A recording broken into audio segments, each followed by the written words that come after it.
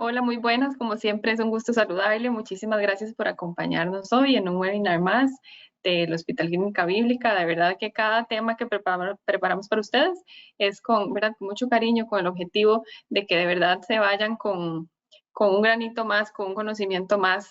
Y hoy específicamente queremos hablar de temas de neumología, ¿verdad? Que tenga que ver con estas virosis respiratorias. Decimos a veces, bueno, ahí se me va a pasar, se me va a pasar, y luego no, no sabemos muy bien las alertas y terminamos con la neumonía, ¿verdad? Entonces, para eso tenemos hoy a la doctora Winchin con nosotros. De verdad, siempre es un gusto tenerla. Muchísimas gracias por abrirnos más bien el campito en esas agendas que siempre sabemos que son un poco llenas y vidas de locos, ¿verdad? Pero aquí estamos, nada más voy a ponerle en modo presentación. Así que bueno, nuevamente gracias por acompañarnos y esperamos que sea un espacio súper provechoso para todos. Bueno, buenas tardes a todo el público. Como mencionó la compañera, vamos a dejar al final las dudas que probablemente va a surgir mucho. Creo que con la presentación muchas de las dudas puede irle aclarando porque uno como neumólogo, como especialista en enfermedad respiratoria, vemos frecuentemente esto y normalmente no lo vemos en forma sencilla porque ya los usuarios o los pacientes ya han tomado cualquier cantidad de medicamentos, al no resolverse es que llega. Entonces la idea es que ustedes entiendan un poquito más en estas épocas que estamos, todavía el invierno no ha finalizado, que es cuando coincide que hay picos de virus que nosotros llamamos virosis, que en el caso específico nosotros vamos a hablar respiratorio. Hay virus que atacan cualquier órgano, cualquier sistema, pero vamos a concentrarnos esto por la alta prevalencia que tiene, y muchos de ustedes entenderán también, ya han oído las noticias de cómo está el hospital de niños saturado desde hace varios meses con diferentes enfermedades respiratorias, pero sobre todo con virosis.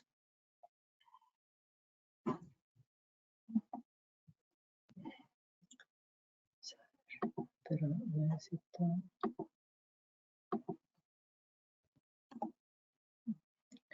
¿Qué y cuáles son los virus respiratorios? Los más conocidos, bueno, los virus se descubrieron a finales y otros a principios, básicamente del siglo XIX y XX, ¿verdad? Principios del siglo XX. Entonces no tenemos tantos años porque las técnicas moleculares como la cual contamos ahora, que son las reacciones en cadena de polimerasa, como muchos de ustedes se familiarizaron durante la pandemia, ¿verdad? Para diagnosticar COVID, es el método más utilizado y más específico y sensible para detectar eso. Entonces, los virus pueden afectar tanto y causar síntomas respiratorios altos. Cuando hablamos de vía respiratoria alta, hablamos de a nivel de nariz, siendo paranasales, la garganta, o decimos la faringe, la amígdala y la laringe, que es las personas que a veces con ronquera, que tienen laringitis. Esas son las vías respiratorias altas. Cuando hablamos bajas, realmente la tráquea y los bronquios. Los bronquios, ahorita lo vamos a ver en un esquema, es como un árbol. Yo le digo como un árbol guanacaste porque se bifurca y piense en las ramificaciones del árbol. Y por ahí los bronquios es que se transmite el aire que nos sirve para oxigenar. Entonces el aire entra por la nariz, idealmente no por la boca, y pasa por atrás la nasofaringe, llega a la laringe y llega a la tráquea, que son esta estructura que ustedes ven, y después a través del árbol bronquial llega a oxigenar, llega al final donde están los alveolos. Entonces vamos a hablar de algunos de los virus. Lo más común de término que hablan las personas es me resfrié, me engripé. Y vamos a hablar ahorita un poco la diferencia para que ustedes lo sepan y puedan distinguirlo. Rinovirus es el virus más común. Lo que pasa es que cuando uno hace pruebas, como da cuadros tan leves, la mayoría uno no manda pruebas porque las pruebas de un panel respiratorio no es barato, a menos que uno sospecha de que exista aparte virus y sobre todo cuando tenemos bacterias, ¿verdad? Y como les decía, durante la pandemia. Entonces, el rinovirus viene de nariz y adenovirus es otro virus que causa también síntomas similares al resfrío común, pero puede dar mucho faringoamigdalitis. La influenza, que es la que ustedes conocen bastante bien y que hay vacunación, está la influenza A y B. ¿Cuántos millones de muertes causa al año?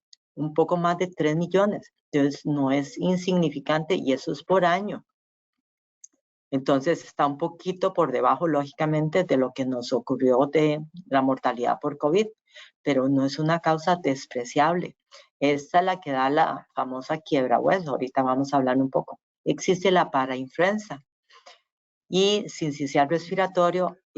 Tenemos pico al final de año y de hecho en este momento vamos a ver algunas gráficas.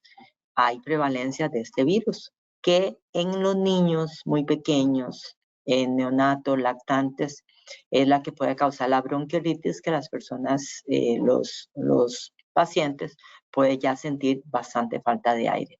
Está la metaneumovirus y el coronavirus, que el SARS-CoV-2 es un tipo de coronavirus, pero puede haber otros tipos de coronavirus. Lo importante que usted sepa es que el periodo de incubación es de 4 o 6 días. ¿Qué significa? Que yo puedo contagiarme de una persona y no manifestar síntomas hasta en promedio 4 o 6 días.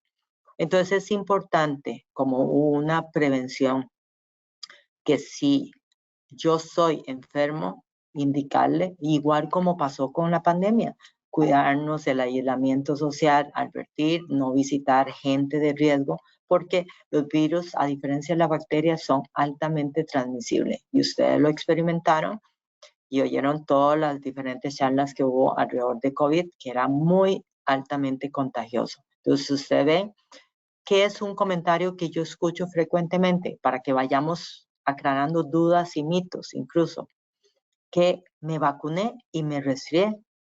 Para empezar, solo tenemos vacuna en virus, la influenza, que cubre 2 cepas de influenza A, que eso puede variar con cada año dependiendo de lo que prevalece, y 2 tipos de la B. Y no hay vacuna para el resto.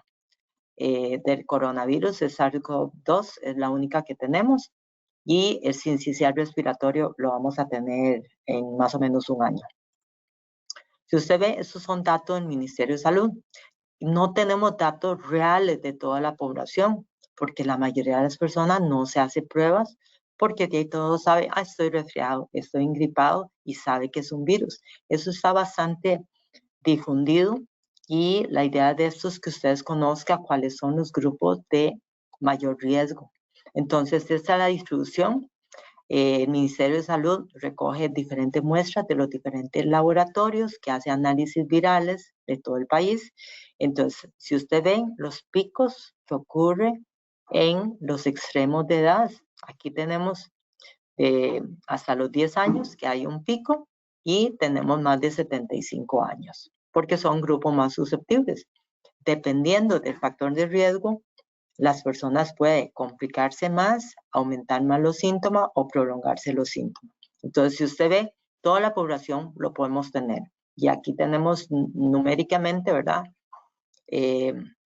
La cantidad que aquí llegaría a como 1.500, 1.600 con este grupo de 75 años o más. En el caso, nosotros decimos IRA porque es infección respiratoria aguda. La tos es como el síntoma principal, y es síntoma principal por la cual a nosotros nos consulta. Hay que diferenciar lo que es la tos aguda y la tos crónica. Es importante para efecto de alerta y de consulta. La tos aguda es la que tiene menos de 3 semanas y la tos crónica es de más de 3 semanas. Entonces aquí tenemos otra gráfica para que ustedes vean las infecciones reportadas igual al Ministerio de Salud menor de 5 años. Y estamos hablando que como el año no ha terminado, y estos son datos recientes proporcionados por el Ministerio de Salud, en donde el año no ha terminado, que sería aquí la semana 48. Entonces estamos por aquí. Entonces si ustedes ven, ¿qué pasa? Se aumenta hay picos que a veces uno no puede explicar totalmente. Esto, la curva azul corresponde a infección respiratoria, que no son neumonía. Y abajo, la curva un poco morada es los reportes de neumonía, que usualmente los pacientes están internados, hay mucho mejor reporte. Entonces, ¿qué es lo importante de esta curva? Que vea que hay correlación. Si tenemos más infección respiratoria, va en correlación a que pueda aumentar la cantidad de neumonías por complicaciones o porque el paciente tiene factores de riesgo por la cual complicarse. Y aquí lo otro importante de esta gráfica es que vea que como la mitad del año aumenta, que es el fenómeno que estamos viendo. ¿Por qué? Por el invierno, por los cambios de temperatura, hay mayor concentración de virus, la gente sale un poquito menos. Entonces, ahorita vamos a ver otra gráfica donde se ve las diferentes prevalencias. Esto es también parte de la razón, ¿verdad?, para explicarle que uno tiene que vacunarse como en el segundo trimestre del año. Normalmente la vacuna de influenza, que es estacional, está disponible en el país desde abril y mayo. ¿Por qué? Porque nos preparamos para la época lluvia, que requiere alrededor de unos 6 semanas para generar anticuerpos para protegernos de esa época. Pero le insisto, se acuerda que hay otro montón de virus que no. Entonces aquí hay una gráfica, hay muchos números, voy a resaltar solo algunos de los diagnósticos por panel respiratorio. Recordar que no es esa la cantidad total. ¿Qué es el problema? De que la mayoría no se hace el examen porque ya sabemos por clínica que es virus. Entonces aquí vamos a ver. Vea la prevalencia, lo que le decía, que es lo más común, rinovirus. Aquí tenemos la influenza A. Aquí tenemos sincicial respiratorio. B también, perdón, no lo marqué. La B es importante. Pero vea que la gente cree que no hay COVID. Aquí hubo sin que este año termine, ya tenemos 73,000 muestras positivas.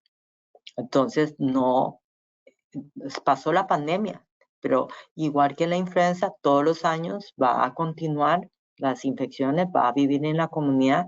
Entonces, ojalá todas las medidas que teníamos durante los casi 3 años de pandemia se mantengan. Y ahora vamos a ver una gráfica por qué. Entonces, si ustedes ven, es muy prevalente la cantidad de virus, y aquí ustedes pueden ver para influenza, otros coronavirus.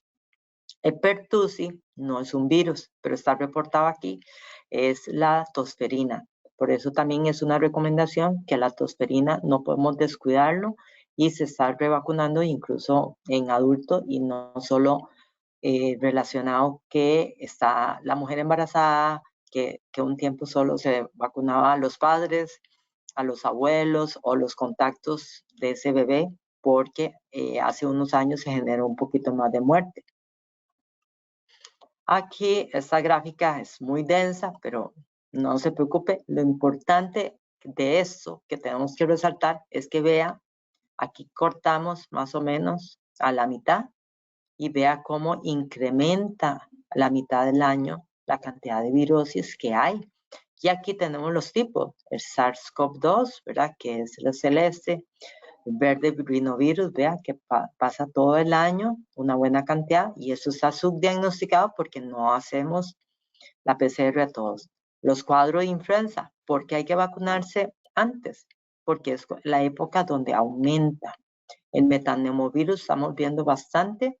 Y que es lo importante, lo que les resaltaba, el virus sincicial respiratorio, que es esto en azul. Vea cómo la cantidad que en algunas gráficas ocupa prácticamente la mitad. Entonces, para que usted sepa, cuando algún médico, usted oiga charla y sepa que hay más virus de lo que causa el resfrío común, que es la que decimos rinovirus, o la quiebra hueso, que es lo que denominamos la influenza, y el adenovirus en anaranjado. Entonces, vea que hay una variedad. Entonces, Yo de qué estoy vacunada, de la influenza. Entonces yo puedo tener otro virus. Entonces, el mito, por favor, que una de las cosas que quiero dejar es, me vacuné, me resfrié, entonces no me vacuno porque no sirve. Entonces, por favor, ese mito tenemos que romperlo. Aquí vamos a ver un poquito de los pacientes hospitalizados. El hecho que se hospitaliza ya habla un poco de gravedad, porque no se hace las pruebas a todos. Entonces, estas son muestras respiratorias de pacientes que estuvieron hospitalizados de la semana 1 a la 43 en el Hospital Nacional de Niños. Y aún así, vea que otros virus pueden complicar los cuadros. Aquí tenemos rinovirus, el sincicial respiratorio, que es la que relaciona más a los bronquiolitis, que es la inflamación de los bronquiolos, que son bronquios más pequeños. El adenovirus para influenza, el SARS-CoV-2, metaneumovirus, otro tipo de coronavirus. Entonces, para que usted vea la cantidad que hay. Eso es en cuanto a frecuencia. Vamos a ver esto, ¿verdad? Que uno quisiera que no hubiera fallecido en el hospital de niños según Germen. Entonces, usted ven, ¿se acuerda lo que mencionaba? Más de 3 millones de muertes y generalmente por complicación de la influenza, que muchas veces se asocia a una neumonía. Y eso es lo que tenemos que estar alerta. Entonces, usted ven, por dicha son cantidades pequeñas. Eso es una suerte porque tenemos un hospital muy bueno en la atención de esto. Pero si ustedes ven, aquí anda esto con los virus bastante parejo. ¿Cuándo aumenta más la mortalidad? Cuando hay una coinfección. Yo puedo tener una virosis y después entrar una bacteria, entonces me complica más y es donde hay mayor probabilidad de fallecimiento. Aquí otra distribución de muerte, pero a través de 6 años. Si ustedes ven, aquí ustedes ven las diferentes gráficas en diferentes colores. La idea no es analizar todo, pero ¿qué es lo que llama la atención? Lo que mencionaba en las otras gráficas, que la mitad del año aumenta las muertes, porque aumenta la frecuencia, ¿verdad? Y números de pacientes. Si hay pacientes que puede ser que tengan muchos factores de riesgo y que a veces es inevitable, pero la mayoría de las infecciones detectadas, sobre todo ante una neumonía, detectada a tiempo porque es crucial saber cuándo empezar el antibiótico. Si perdemos horas, eso puede incidir en lo que nosotros llamamos mortalidad. Esto es del sincicial respiratorio, que es uno de los más prevalentes, que aumenta más después de mitad de año y la que puede causar inflamación de los bronquios. Entonces, a veces hay muchas manifestaciones. ¿En qué sentido? En que al cerrarse los bronquios chiquititos, los niños lactantes siente falta de aire, a veces silba el pecho, entonces a veces se puede detectar un poquito más. Entonces, si ustedes ven, cómo va aumentando. Lo otro tal vez importante que ustedes ven es que, ¿se acuerda que la pandemia? Aquí no hay datos porque ya con la emergencia se concentró la atención en otras cosas y no hubo tanto análisis de otros virus durante la pandemia y se enfocó todo el esfuerzo. Entonces usted ve, no hay datos del 2020, que fue cuando empezó la pandemia, 2021, sino que hace el 2022 comenzó a hacer los registros. Pero si ustedes ven, ¿qué pasa? Con todas las medidas de protección, bajaron con respecto a otros años acá, vean, 2017, como hubo, 2018, aquí hubo pico grande de muertes y en el 2022 hubo menos. Pero al descuidarse un poco, usted ve que aquí la curva naranja es del 2023, comenzaron a aumentar incluso la mitad de año con respecto al año pasado. Y de esto también es un poquito hacer conciencia de que aquí igual no tenemos datos del 2020-21, ya para que entienda. Aquí 2019, esto es por influenza, el pico que tenemos. Y después, ¿qué pasó? En el 2022 todavía teníamos bastante cuidados, vea que hubo mucho menos casos de influenza. Y era evidente, yo creo que todos sintieron, y yo veo a los pacientes, me dice, durante el 21, ¿verdad? Y el 20, no me enfermé de otro virus, bajaron hasta las diarreas por todas las medidas de protección que teníamos ante el miedo de contraer el SARS-CoV-2. Entonces, pero estas medidas bajaron. Vea usted, aquí qué pasó. Se duplicaron o triplicaron los casos. Entonces, ¿qué significa eso? No es que cambiamos el ambiente, cambiamos las medidas de cuidado que ahorita vamos a recordar porque todos lo saben. Entonces, lo que llama la atención de esta gráfica es eso. Antes de pandemia teníamos bastante casos, durante, porque aquí todavía estábamos en pandemia, hubo mucho menos casos y aquí otras vez sí se dispararon. Y es lo que estamos viendo. Todo el mundo, ¿cuál de ustedes no ha tenido una infección? Que es la pregunta que sigue. Entonces, ¿es lo mismo un resfrío que una gripe? No. La mayoría de los resfríos es por el rinovirus, adenovirus. La gripe, la mayoría es por el virus de influenza, que es la que da dolor de cuerpo, el quiebra hueso. ¿Quién de ustedes no ha tenido infección respiratoria? Yo creo que eso es parte del interés de esta charla, que todos hemos tenido, no siempre complicado por dicha. Entonces vamos a hablar un poquito de los síntomas de cada virus o cada nombre, que esto no es tan exacto. Puede haber cierto traslape, pero vamos a hablar siempre de lo más común, ¿verdad? Entonces, ¿cuáles son los síntomas? El resfrío común, que es que hay mucha agua, lo que llamamos moquera o médicamente rinorrea, congestión. A veces puede haber también un poco molestia en la garganta, en los ojos, pero no da fiebre tan alta, no da tanto malestar general, y eso generalmente por ser rinovirus es autodelimitado y tome o no tratamiento va a ceder en pocos días. En cambio, la gripe, usualmente hay fiebre, hay dolor de cuerpo, por eso le llama quiebra hueso. Hay un malestar general que la persona quiere estar acostada y hay mucho menos congestión. Esa es como la diferencia principal que ustedes tienen que resaltar, y que esto se asocia más al virus de la influenza. Entonces, muchas de las personas que uno ve tienen resfrío común. Entonces es cuando dice, es que no me sirvió la vacuna, es que no fue influenza. Y el rinovirus muta mucho, por eso es que ni siquiera genera una vacuna efectiva, porque cambia mucho, hace mutaciones. Vamos a las faringitis. Cuando decimos itis es que hay inflamación. Faringitis, faringoamigdalitis, es cuando aquí es inflamación de la faringe, que es donde está la campanita, la úvula. Y la faringoamigdalitis es que la amígdala está comprometida.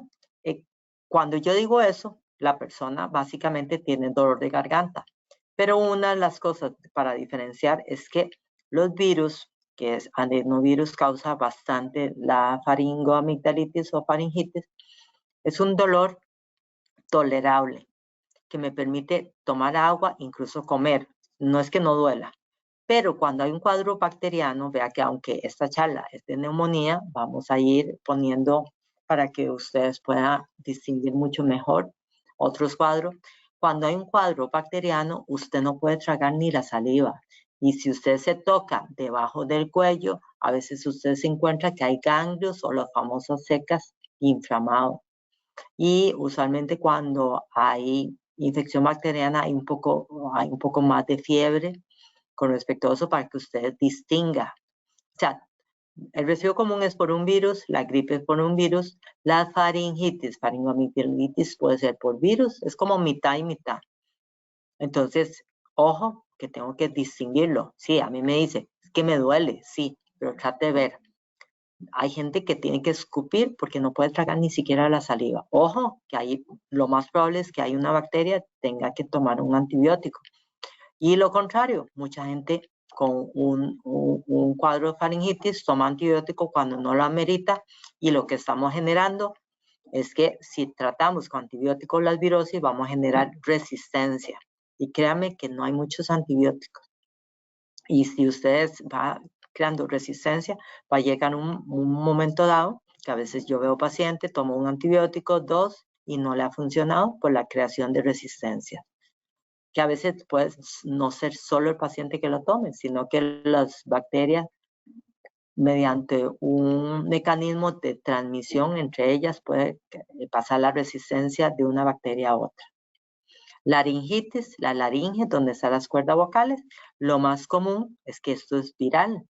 Lo más común es, si lleva un cambio de temperatura, quedó ronca. Esto no duele, no se da antibiótico, a menos que se complique, que es muy poco. Pero es una ronquera autodelimitada que normalmente dura pocos días. Otitis, la mayoría de otitis sí son bacterianos, la mayoría requiere antibiótico. Los niños muy pequeños va a jalar la oreja, va a estar irritables, pero los adultos van a manifestar que le duelen los oídos. La rhinosinusitis es porque los senos paranasales está conectado con nuestra nariz. Entonces, muchas de las patologías que afectan la nariz puede ser la causa de la sinusitis.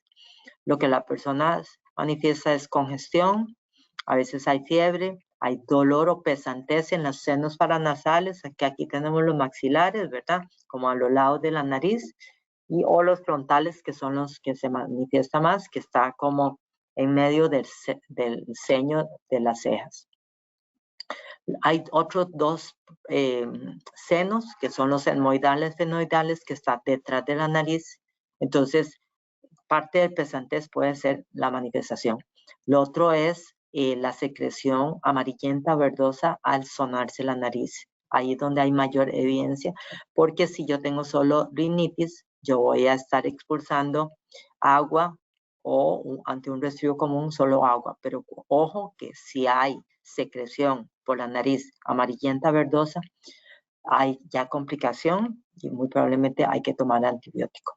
La bronquiolitis, el virus más común que causa esto es el virus sincicial respiratorio, y básicamente hay falta de aire, tos, y a veces puede oírse silbidos o lo que llamamos sibilancias.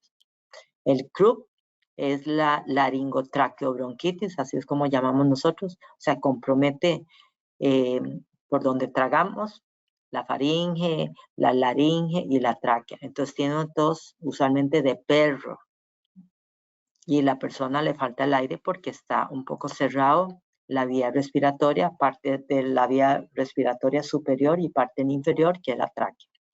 Y los virus también pueden causar neumonía, y básicamente la persona tiene falta de aire. Las neumonías virales no cursa con tanta fiebre, pero como le digo, no hay, en medicina 2 más 2 no es 4. Yo doy aspectos generales, pero si los pacientes son muy individuales, puede salirse, ¿ya? Entonces, nada más para que usted sepa y podamos distinguir que al menos que el resfrío común no es la gripe.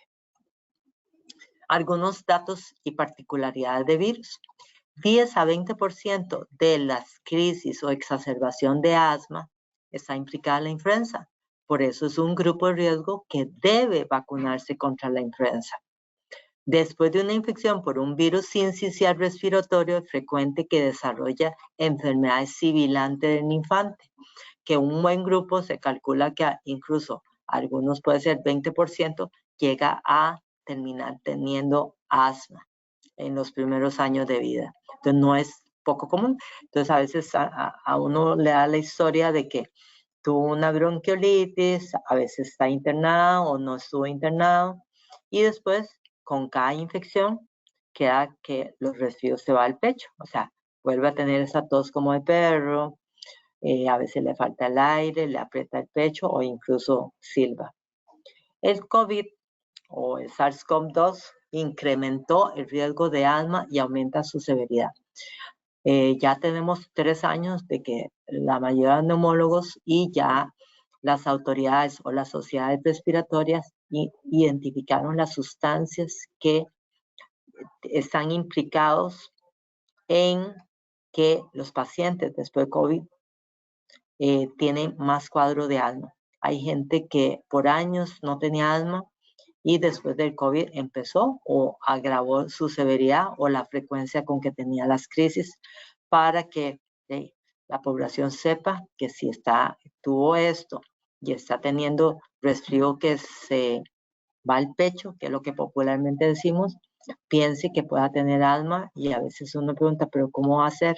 Ya hay toda la identificación de lo que llamamos fisiopatología, de por qué eso está dado por una serie de células y sustancias inflamatorias que le llaman interleuquinas, alarminas y otras.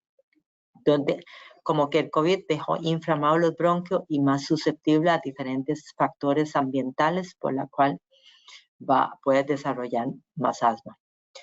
Los virus también inducen inflamación que aumenta el riesgo de neumonía, o sea, causa una destrucción o irritación del epitelio de las vías respiratorias, que se llama epitelio bronquial. Entonces, al dejarlo más permeable, puede penetrar fácilmente una bacteria y causar una infección ya bacteriana. Puede haber infecciones virales, sí. Se ha visto casos que hay pacientes que tienen rinovirus, metapneumovirus, influenza COVID, adenovirus COVID. Entonces lo hemos visto en los paneles respiratorios y que no es algo extraño. ¿Cuáles son los tratamientos? Realmente los tratamientos, o sea, es muy individual, pero los cuadros son autolimitados. ¿Qué significa eso? Los que hablamos, que 4 o 6 días, lo más una semana, si los síntomas no se quitan, hay que vigilarlos. Y si tenemos alguno de los otros síntomas que vamos a hablar cuando tenemos sospecha de una neumonía, con mucho más razón.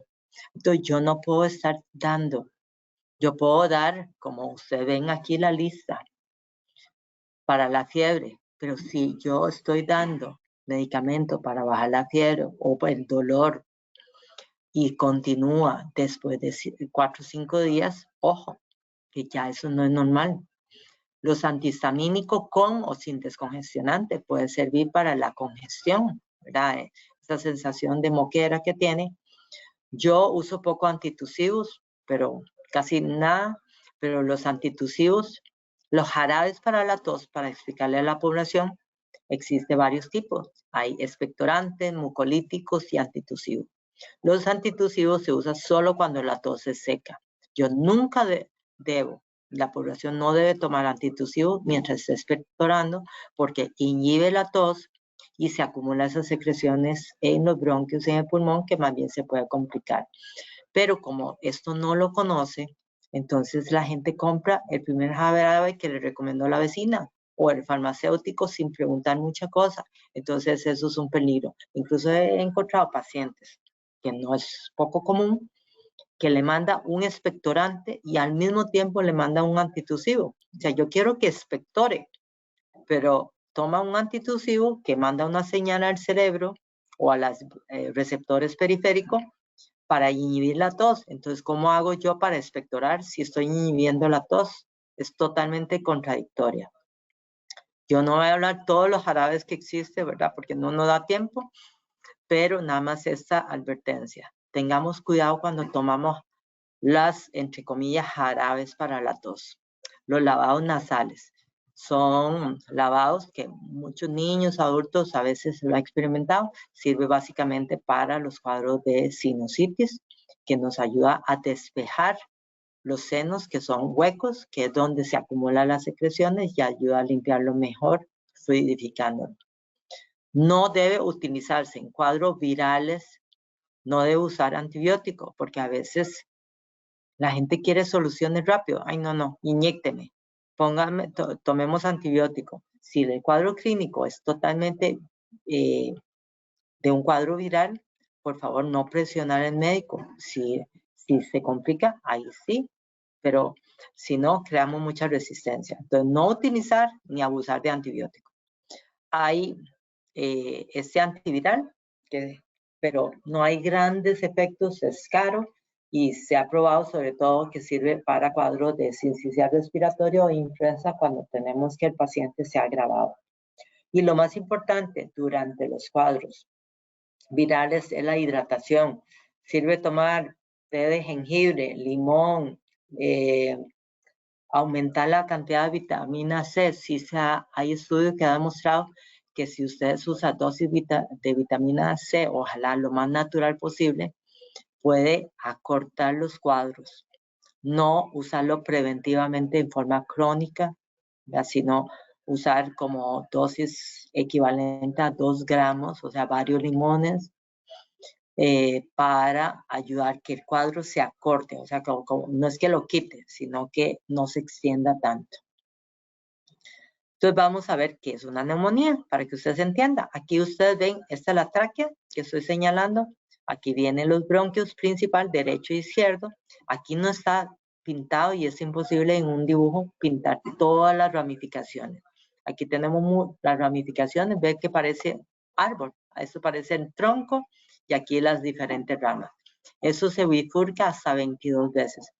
Para llegar al final, que ustedes ven este esquema, aquí está el bronquiolo terminal y aquí tenemos los famosos alveolos, que son como saquitos, le llamamos sacos alveolares por la forma que tienen.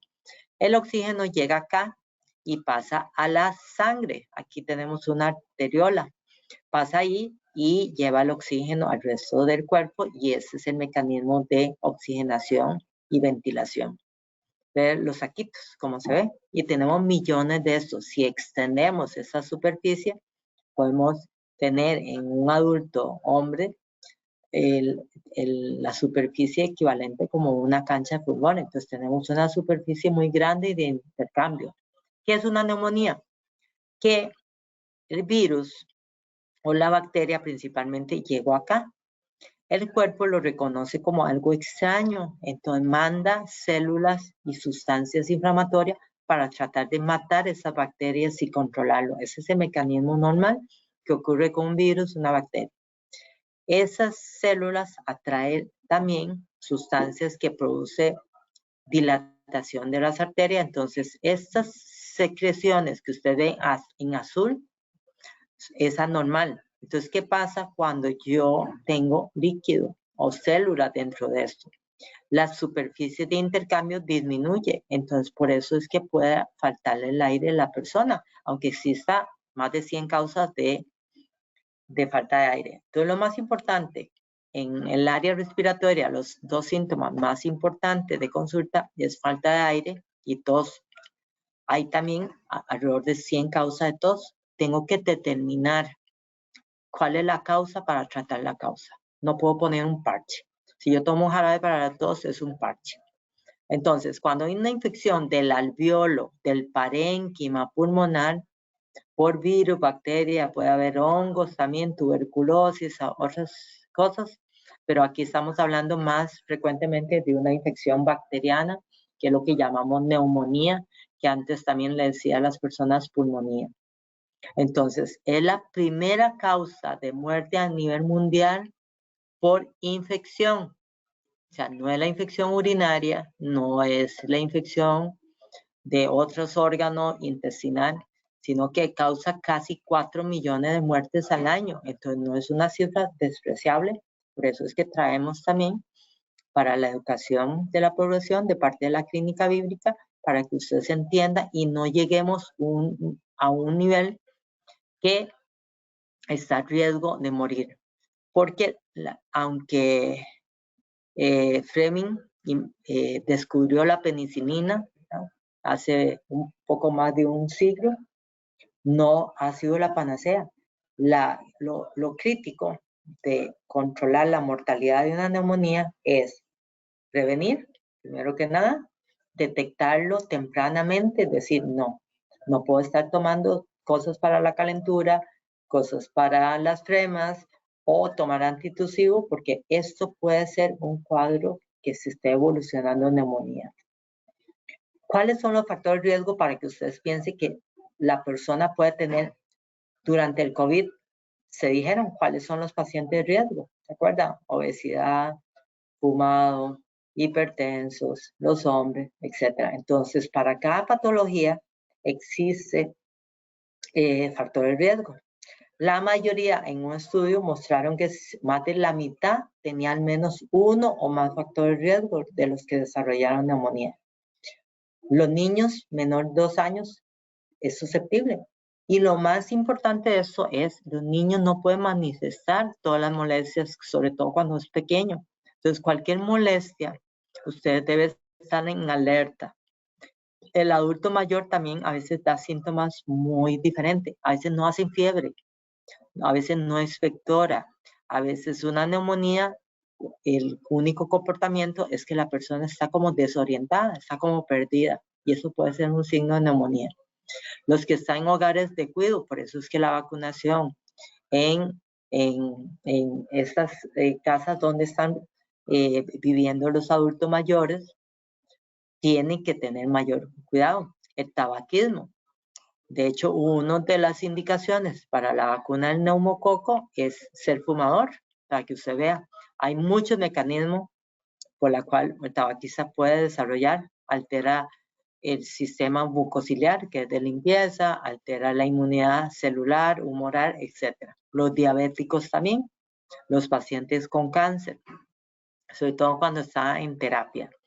Y porque reduce la cantidad de células, los leucocitos, que es lo que nos ayuda a defender. Algunas enfermedades cardíacas, sobre todo insuficiencia cardíaca crónica, los pacientes con enfermedad pulmonar crónica, que nosotros llamamos muchas veces EPOC, que es enfermedad pulmonar obstructiva crónica, que algunos es por fumado y otros es por haber cocinado con leña. Asma bronquial es un factor de riesgo. Las terapias o enfermedades inmunosupresoras, las autoinmunes que llamamos lupus, artritis, hay problemas en la sangre. Entonces, ver y medicamentos que bajan la inmunidad para controlar estas enfermedades. Entonces, tiene el sistema de defensa bajo. Y también el alcoholismo es un factor de riesgo. Entonces, vean la gran cantidad que tiene. Si ustedes quieren, para poderlo aprender, puede tomarle esta charla para que ustedes también le puedan decir a los compañeros o amigos conocidos. Esto queda después subido en el canal de YouTube de la Clínica Bíblica, para que lo puedan repasar. ¿Qué son los síntomas de una neumonía? Algunos pueden ser como el cuadro viral. Yo puedo tener tos de una neumonía, igual como tener un resfrío común, una gripe, sí. ¿Puedo tener fiebre? Sí.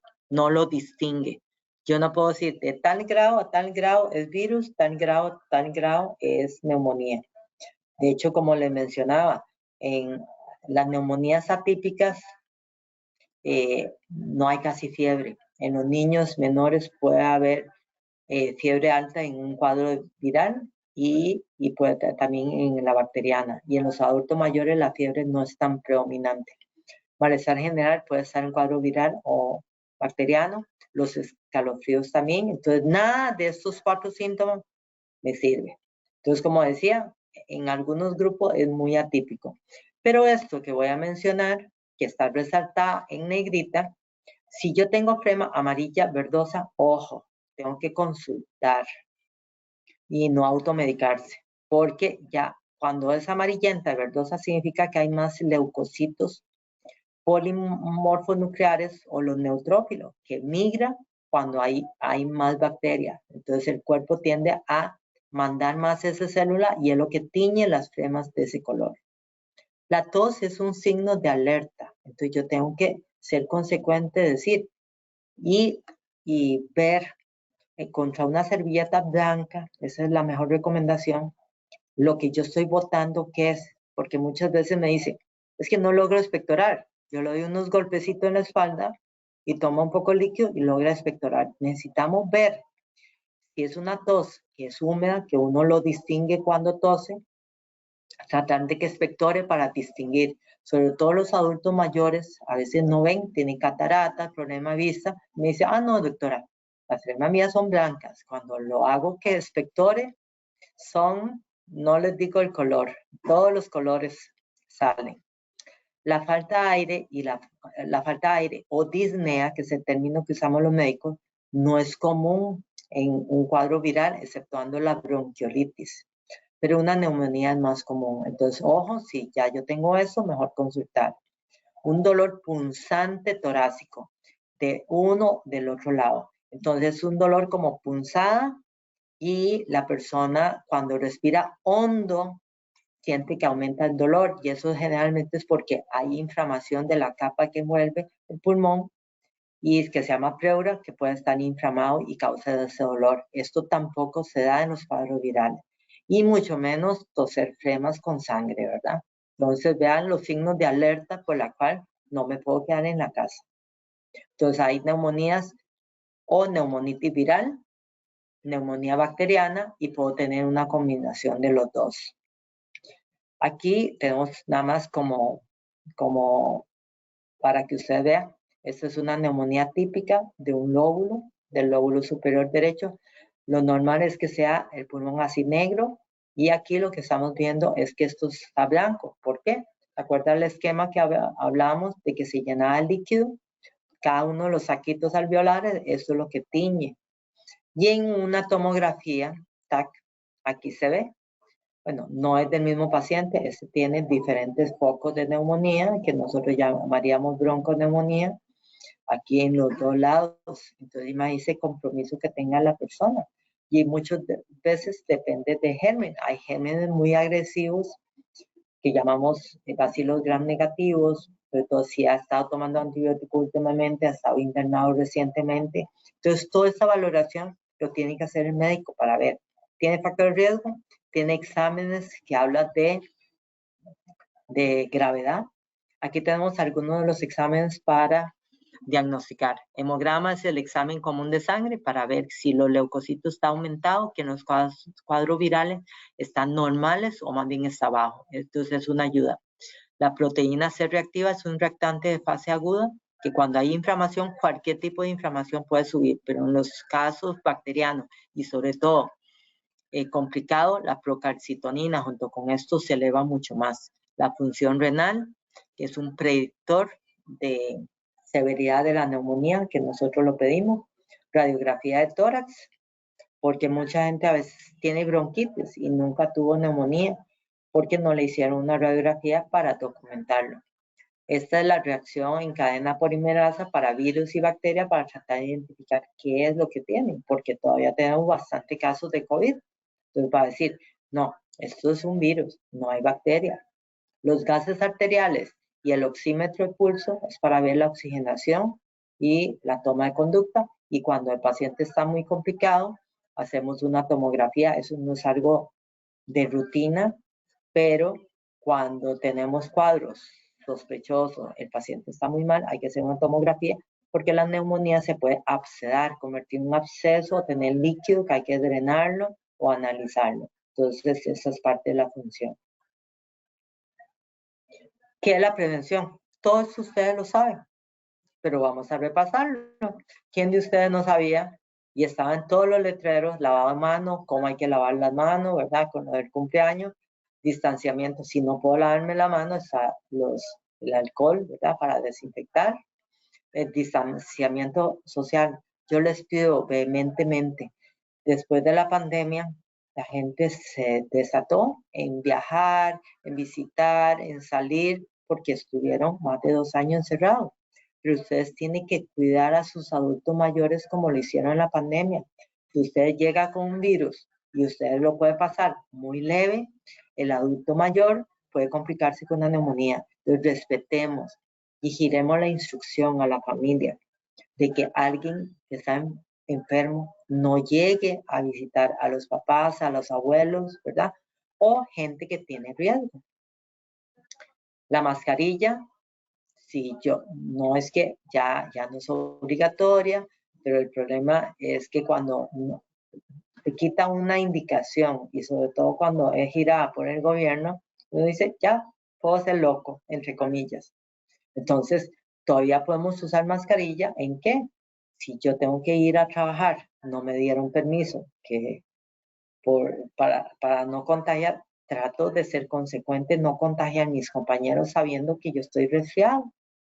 Lo ideal sería que pudiera teletrabajar, pero uno entiende a veces que hay jefaturas que no entienden ese aspecto, porque Antes era porque había una directriz. La vacunación, ahorita vamos a ver las vacunas. Lógicamente no fumar. Si fumas, dejar de fumar. Tampoco vapear. La gente, yo tengo que meter ese tema, ¿verdad? Que es mío. La gente cree que es inocuo vapear. El vapeo tiene menos sustancias tóxicas cancerígenas que menos. Vea que estoy poniendo menos. Pero causa irritación. De hecho, hace unos días se complicó un paciente y salieron varios reportajes con respecto al vapeo. Pero la población general cree que es un método para dejar de fumar, que no es cierto. Es todavía más adictivo que el cigarro, porque no hay control de cuánto dosis está vapeando. Entonces, no fumar ni vapear. Y de hecho, en 2019, por un síndrome respiratorio similar al que tuvo el paciente que estuvo internado, murieron un poco más de 3,000 personas en Estados Unidos en el 2019 ante la pandemia por vapeo. Lactancia materna, eso protege porque pasa anticuerpos de la mamá al bebé, entonces eso ayuda, ¿verdad? Debe evitar el consumo, ¿verdad?, de alcohol. Eso de que la copita de alcohol es bueno para el corazón está muy en duda por el resveratrol. Alimentación saludable, control y cuidado de las enfermedades crónicas. Si yo soy cardiópata, no, yo sé qué es, tomo el tratamiento y sé que soy más de riesgo, igual que los nefrópatas, los hepatópatas, los diabéticos, los pacientes con cáncer, problemas inmunológicos. Entonces, y en el área mía, lógicamente, los pacientes con asma y EPOC. La vacunación. Viera que la gente dejó vacunarse para el SARS-CoV-2 y también lo dejaron para la influenza. Entonces, probablemente, incluso la caja tuvo que ir a buscar pacientes para inyectar porque sobraba. Todavía ahora en septiembre estaban vacunando. Y probablemente el pico que ustedes vieron conmigo de influenza del 2023 se debe a esto. Que hay una subvacunación del virus de la influenza. Igual, ya no tengo que hablar sobre todas las implicaciones respiratorias que tiene SARS-CoV-2. Y para el streptococcus pneumoniae hay dos tipos. Uno que tiene 23 serotipos y otro para 13 serotipos. Esos son algunos de los nombres. Las dos se debe poner, son complementarias con 1 año de diferencia. Entonces, si ustedes tienen una y ya pasó 1 año, debe buscar poner la otra. La vacuna de tosferina, recordad que esto no es un virus, es la bordetella pertussis, que también puede complicar con neumonías, muertes en diferentes sectores. Adultos mayores y niños son los que se ha visto. Y una buena noticia, a final del 2024, Pfizer va a traer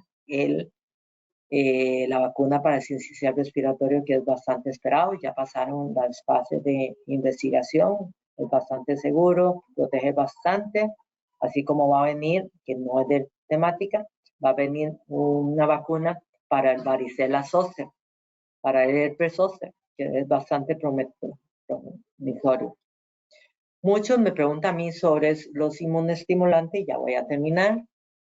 Hay diferentes, los que hay más estudios que apoya es el Broncovaxón. Cada uno tiene sus días, cómo tomarlo, ¿verdad? Para que le consulten a sus médicos.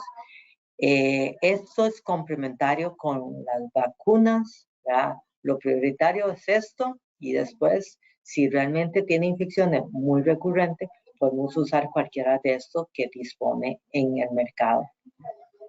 Entonces, vamos a abrir, tenemos tiempo para preguntas. Gracias, doctora. Súper completito. Vamos a ver, fin de la presentación. Nos subimos por aquí. Bueno, también recordarles, ay, vea, justo lo que estábamos hablando de subir las defensas.